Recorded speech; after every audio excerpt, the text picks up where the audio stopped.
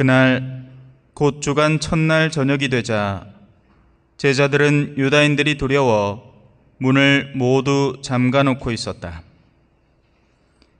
그런데 예수님께서 오시어 가운데에 서시며 평화가 너희와 함께 하고 그들에게 말씀하셨다. 이렇게 말씀하시고 나서 당신의 두 손과 옆구리를 그들에게 보여주셨다. 제자들은 주님을 뵙고 기뻐하였다. 예수님께서 다시 그들에게 이르셨다. 평화가 너희와 함께. 아버지께서 나를 보내신 것처럼 나도 너희를 보낸다. 이렇게 이르시고 나서 그들에게 숨을 불어넣으며 말씀하셨다. 성령을 받아라. 너희가 누구의 죄든지 용서해 주면 그가 용서를 받을 것이고 그대로 두면 그대로 남아있을 것이다. 주님의 말씀입니다.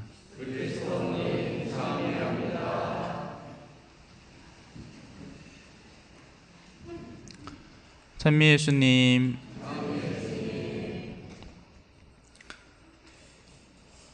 성령을 받기 전 제자들의 상태는 두려움입니다.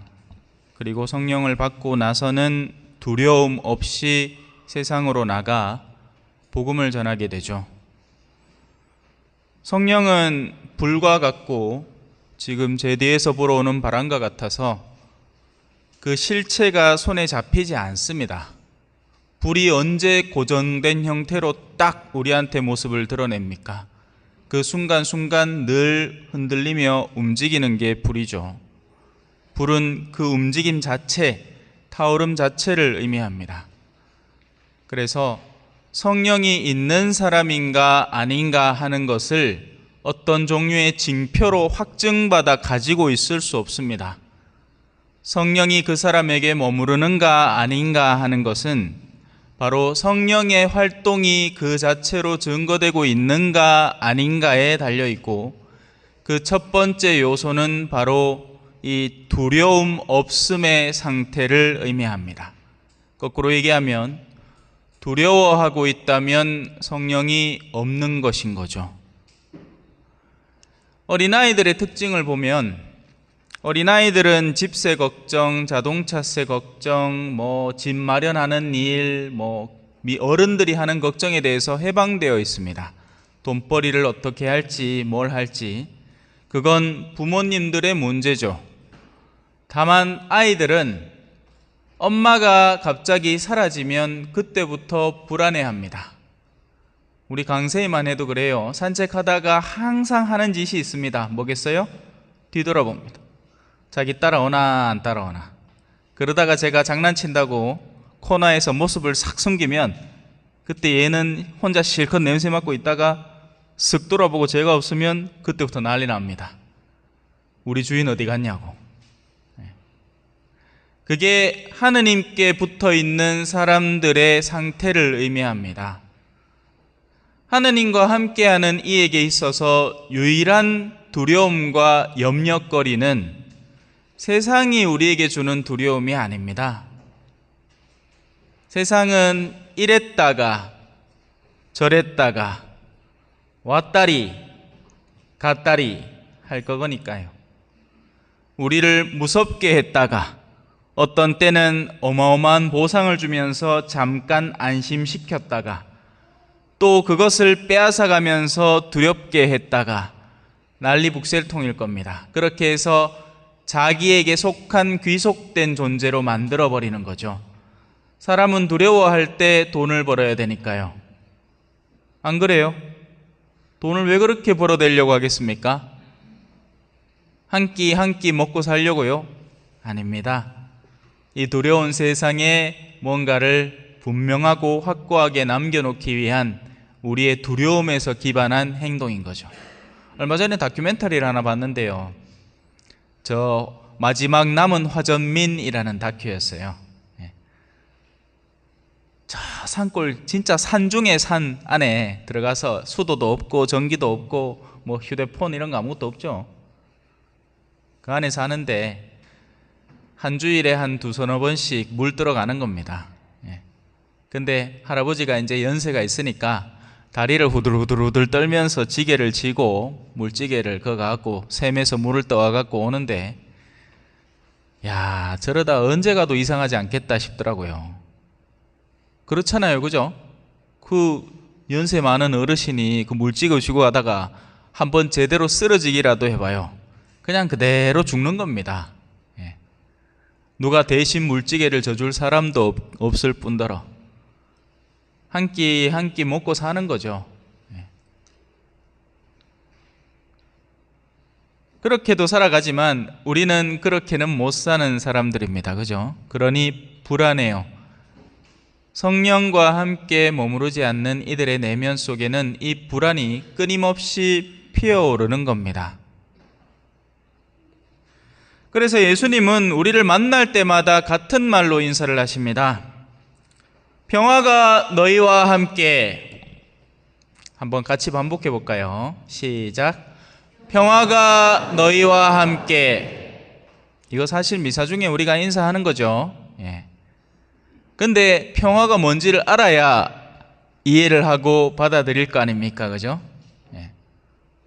설령 우리가 구축해 놓은 평화라는 것이 나의 모든 성가심을 싹 다 사라지게 만들어 놓은 상태를 평화라고 한다면 우리는 그 하나하나가 깨질 때마다 두려움과 불안에 시달릴 수밖에 없을 겁니다. 그죠? 하지만 예수님이 주려는 평화가 가장 깊은 내면의 영혼이 너희의 하느님과 연결되어 있다라는 평화라면 우리는 우리의 외부적인 요소가 어떤 일이 어떻게 벌어지든지 이 평화를 간직할 수 있게 되는 것이고, 예수님은 바로 이 평화를 우리에게 애써 선물해 주려고 하는데 사람들은 좀처럼 이걸 받아들이려고 하지 않습니다. 그래서 아등바등 살아갑니다. 그러다 보니 그걸로 인해서 평화가 더 없어지죠. 신앙생활을, 이 영혼의 가장 깊은 평화를 만끽하기 위해서 와야 하거늘 오히려 신앙에서 껍데기적인 신앙만 추구하다 보니까 불안이 더 가중되어 버리는 결과를 맞이하는 겁니다. 그러면서도 나에게 도대체 무엇이 문제인지에 대한 올바른 인지가 일어나지 않습니다. 자, 이 정도 했으면 충분한 것 같아요. 두려움과 평화에 대한 서술은 충분히 이해를 하셨죠? 하느님에게 붙어 있는 것, 그분과 한 지체되어 있는 것이 우리의 마지막 평화를 간직하게 돕는 방법이라는 겁니다. 아버지에게 올바로 붙어 있어야 우리가 진짜 세상의 모든 격변과 풍파 속에서도 평화를 간직할 수 있습니다. 평화가 있으면 그 다음에는 예수님은 우리에게 너희는 아버지와 연계되어 있으니 이미 평화를 간직한 상태다. 그러면 그때부터 다음에 두 번째 문장이 시작이 됩니다. 아버지께서 나를 보내신 것처럼 나도 너희를 보낸다. 자, 예수님의 아버지는 예수님을 어떻게 보내셨을까요? 이 얘기를 하려면 한참을 서술해야 되는데 간단하게 이야기를 하면 고생 바가지로 자식을 그어다 보내놨습니다. 아예 태어날 때부터 고생 시작길이었어요. 자기만 고생시킨 게 아니라 자기를 낳게 한 어머니 마리아와 그 양부 요셉부터 고생 시작이었습니다. 어머니 마리아에게는 너는 천연대 알을 뵐 거야 하고는 불안감을 조성시켰고, 그리고 애가 태어나는 순간에는 그 애를 정상적으로 낳을 환경조차 마련하지 않은 채 구유에다가 아이를 낳게 어미 가슴을 후벼파게 만들었습니다. 또 그뿐만이 아니라 살아가는 동안 얼마나 많은 시련과 고통이 있었겠습니까? 그러다가 그것도 모자라서 아브라함의 자식 이삭은 죽이려고 하다가 말았는데 이놈의 자식은 죽이뿐입니다. 그것도 아무 흠도 티도 없는 어린 양과 같은 존재를 가장 죄 많은 이들의 대속 제물로 바쳐서 죽여버립니다. 우리 같으면 상상을 못할 일이죠. 그러니 감이 안 잡히는 겁니다. 그분의 사랑이 도대체 얼마나 크길래, 우리가 누구길래 사람이 무엇이길래 주께서 저를 생각하시며, 인간이 도대체 무엇이길래 이토록 저를 지켜주시나이까?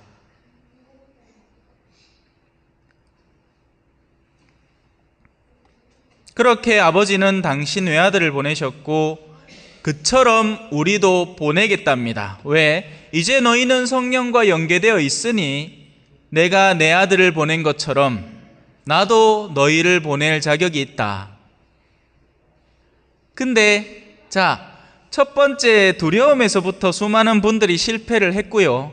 여전히 실패하는 중입니다. 하지만 그 가운데 조금 성공했다 싶어 신앙에서 영혼의 안녕을 추구하고 있는 사람인데, 이제 두 번째 도전거리가 다가옵니다.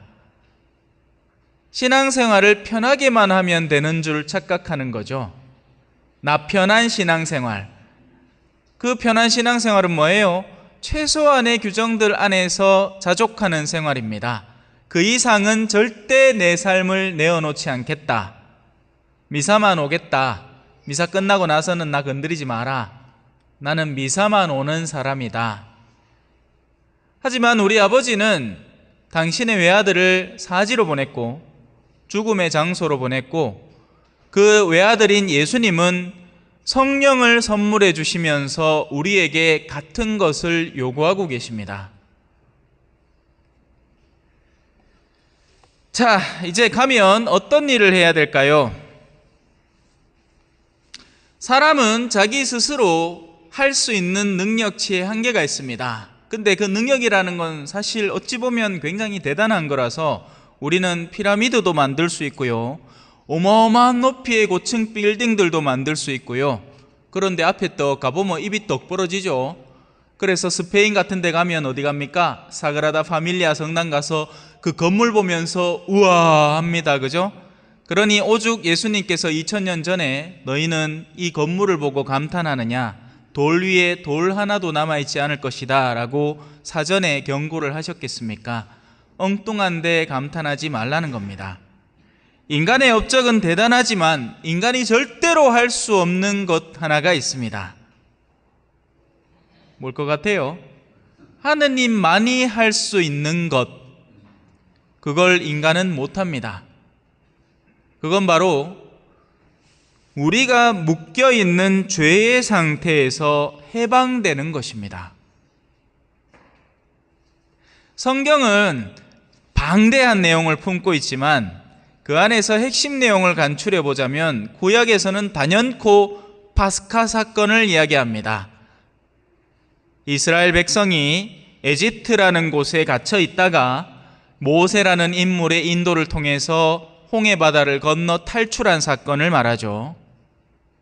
이것이 신약으로 건너오면 예수님이 오셔서 모세 역할을 하면서 에집트라는 죄의 상태에 단단히 결부되어 있는 우리들을 이끌어서 영원한 생명의 나라인 새로운 가나안으로 탈출시키는 과정을 신약이 담고 있고, 우리는 신약의 백성으로서 바로 이 탈출 대열에 동참하기 위해서 신앙생활을 하는 겁니다. 어디 성당 나와서 개모임 하려고 하는 게 아니고, 성당 나와서 우리 다음 주에는 또 밥도 주죠. 요즘은 성당은 밥도 주고 떡도 주고 빵도 줘요. 그죠? 예. 그런 거 얻어물라고 성당을 나오는 게 아니라 우리의 단단히 얽힌 세속화된 영혼을 탈출시키기 위함인데, 그런데 이걸 우리 스스로의 능력으로 할 수 있느냐? 없습니다. 불교가 빡신 종교인 이유가 얼마 전에 부처님 오신 날이었잖아요. 부처라는 존재는요, 신이 아닙니다. 부처라는 존재는 깨달음을 얻은 자를 의미합니다. 그런데 그 과정이 얼마나 고되고 힘든지 지금까지의 역사 속에 부처가 된 사람이 우리가 알고 있는 석가모니 불 육화되어서 다가온 부처 말고는 없답니다. 그러고 나서는 서로들 전부 다 성불하라 하는데 그 성불이 이 현세에 되냐 말이죠. 스님들도 죄 짓는 판에, 그죠? 그러니 어떤 걸 개발했느냐? 윤회를 개발해 버렸습니다. 윤회를 발명한 거죠. 그리고는 돈대요. 돌아. 근데 얼마나 돌아야 되느냐? 영겁의 시간을 돌아야 득도를 한답니다. 사람으로 살다가 죄 지으면 돼지로 태어나고, 돼지로 살다가도 지 잘못해갖고 사람 툭 치갖고 사람 쓰러뜨려 죽일 뿐만, 그 다음에는 벌거지로 태어납니다. 벌거지로 태어났다가도 또 뭐 벌레인데도 죄를 짓겠지 뭐. 아니면 카르마가 아직 덜 풀리가, 그러면 이제 아메바로 태어난 게.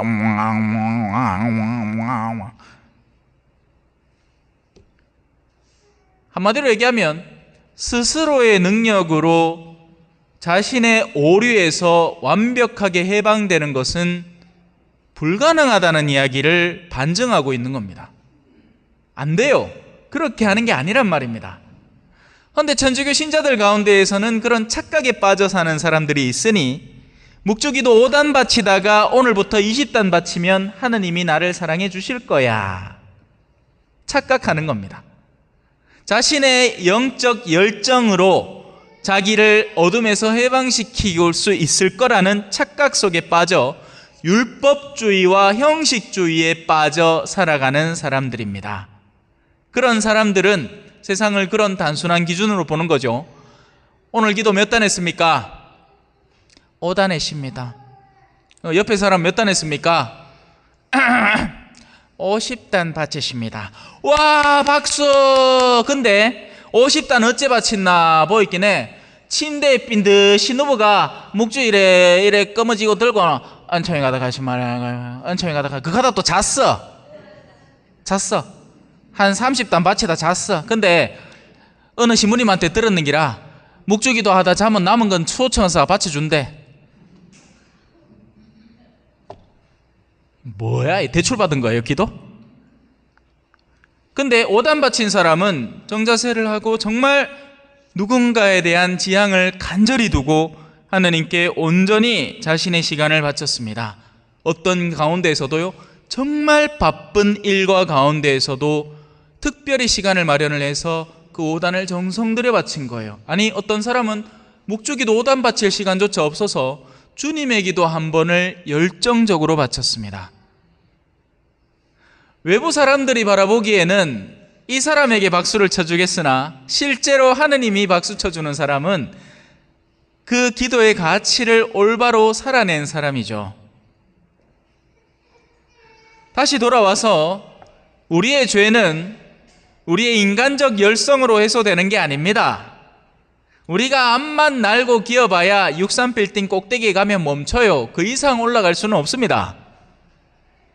우리의 구원의 가장 기본적인 구도는요, 예수님이라는 비행기를 타는 게 목적입니다.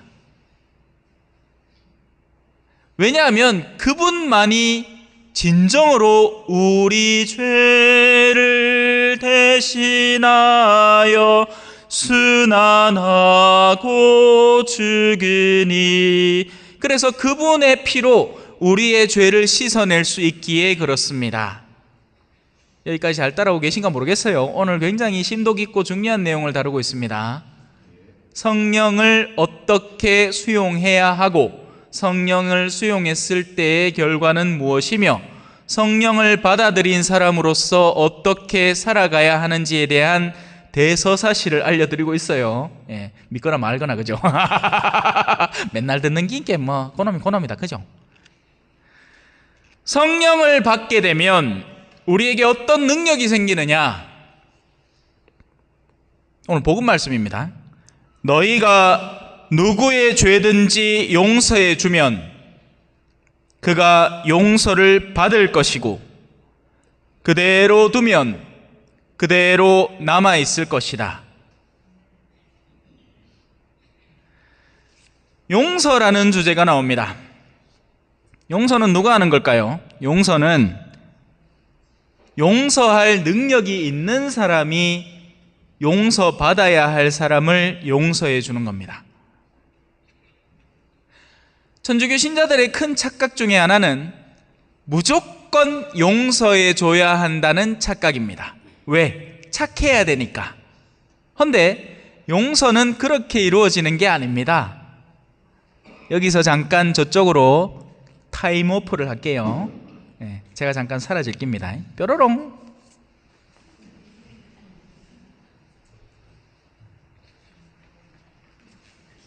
오늘 바쁘다. 뾰로롱 나타났습니다. 왜? 뭐 땀시. 자, 오늘은 우리 다원이가 반주를 해줬기 때문에 평소에 안 하던 걸 했는데, 만약에 다원이의 반주가 없었으면 참회 예절 짧은 거랬겠죠. 이 참회 예절의 제일 앞부분에 분명히 언급되어 있습니다. 진심으로 뉘우치는 사람을 용서로 오신 주님. 용서에는, 자, 용서는 누가 갖고 있다고요? 하느님이 용서해 줄 수 있습니다. 맞겠죠? 하느님만이 영혼을 만들어내신 분이고 하느님만이 진실로 선한 분이라서 그분만이 진짜배기, 진또배기 용서를 할 수 있습니다. 자, 그러면 누가 용서를 받는가? 우리 모두가 용서받아야 됩니다. 여긴 예외 없어요. 저도 포함됩니다. 뭐 저는 신불고 저는 고해성소 안에 들어가 있다고 맨날 하느님의 용서를 베풀어 준다고 나는 용서가 필요 없다. 아니에요. 저도 용서받아야 됩니다. 신부님들도 성사 봐요. 때되마. 문제가 하나 있으니 뉘우침이라는 영역입니다. 우리 고해성사의 5단계 이 연세 있는 분들은 다 알고 계시죠? 성찰, 통회, 정계, 결심, 고백, 보속. 고백, 보속은요, 이 세 가지에 비하면 이게 90% 아니 99%를 형성을 하고 고백, 보속은 1%도 안 됩니다. 그런데 적지 않은 사람들은 고백 성사를 보러 와서 이거를 깡그리 무시하고 그제서야 고에서 들어와 갖고 보자, 내 뭐 잘못한 거 없습니다. 성사 보신 지는 얼마 됐는데 지난번 판공보 처음이지요. 아니 그럼 적어도 몇 개월이 지나셨을 텐데 그간에 이 영혼에 그 어떤 변화도 없었나요? 없습니다. 죄질 일이 없습니다. 아따 대단하시다, 그죠? 죄라는 것은 누군가를 칼로 찌르고 어마어마한 거짓말을 해서 손해를 끼치고, 그게 아니라 세속화된 정신으로 살아간 모든 영역에서 이루어지는 것이 우리의 오류고 잘못입니다. 세속화된 정신으로 선해 보이는 행위를 하잖아요. 그것조차 죄가 됩니다.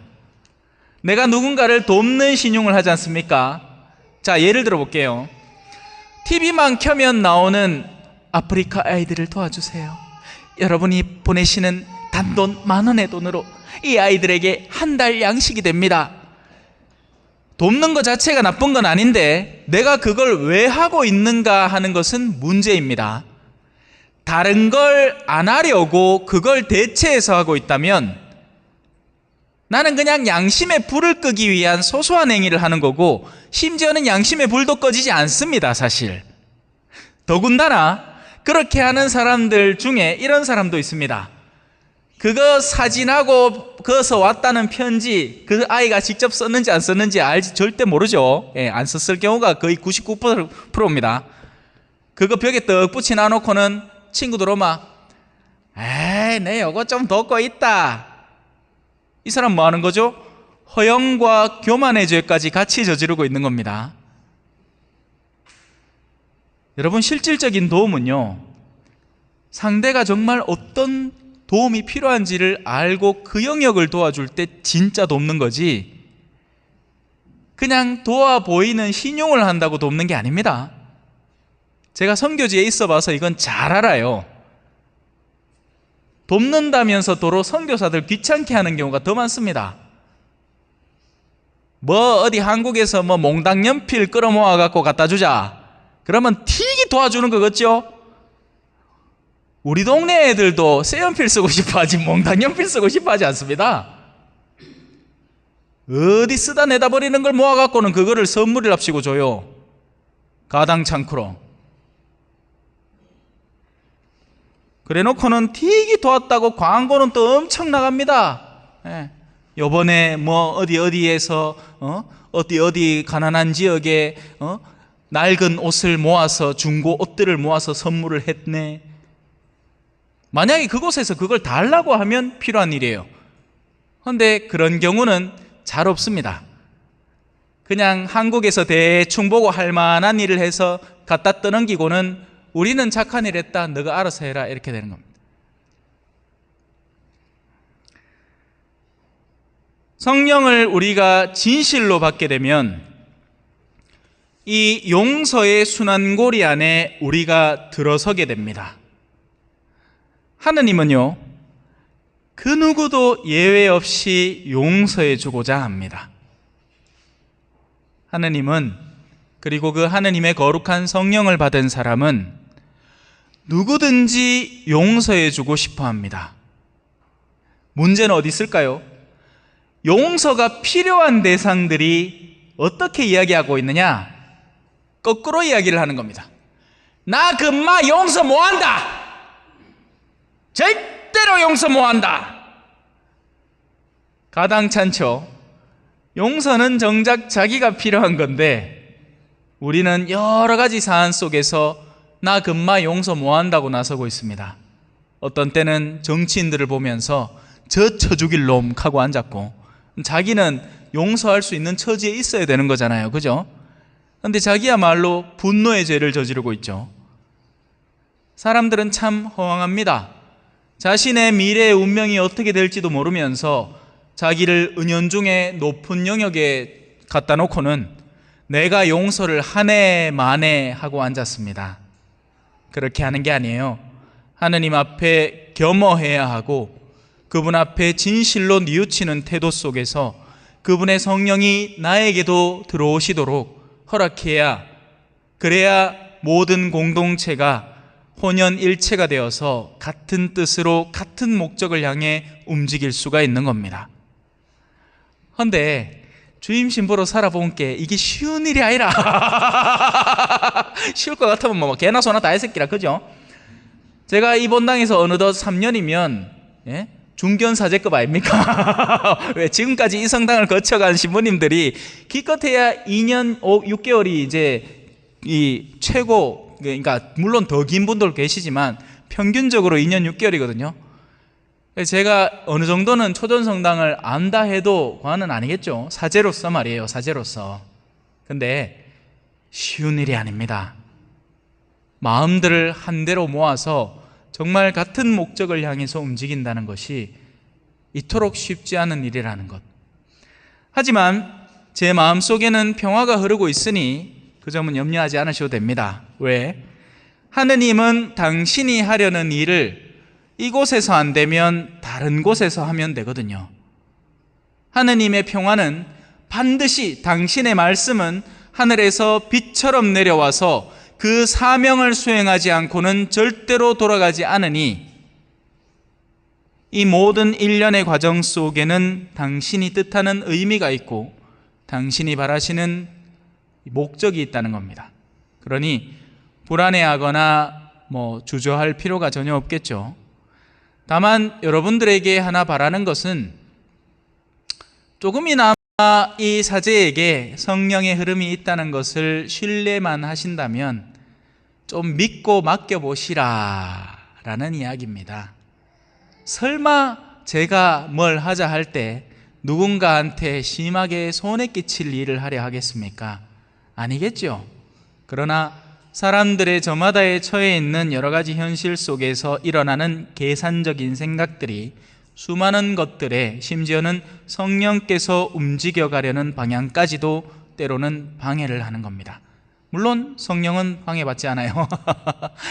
이 시대가 아니면 다음 시대에 해도 되니까요. 영원을 지고 계시는 분이 결국 이기는 겁니다. 우리 하찮은 인간이 이제 겨우 몇십 년 살았다고 마치 자신이 다 아는 것인 양 착각을 하는 그 존재가 하찮고 가여울 뿐인 거죠. 그렇지 않습니다. 하느님이 승리하십니다. 아멘.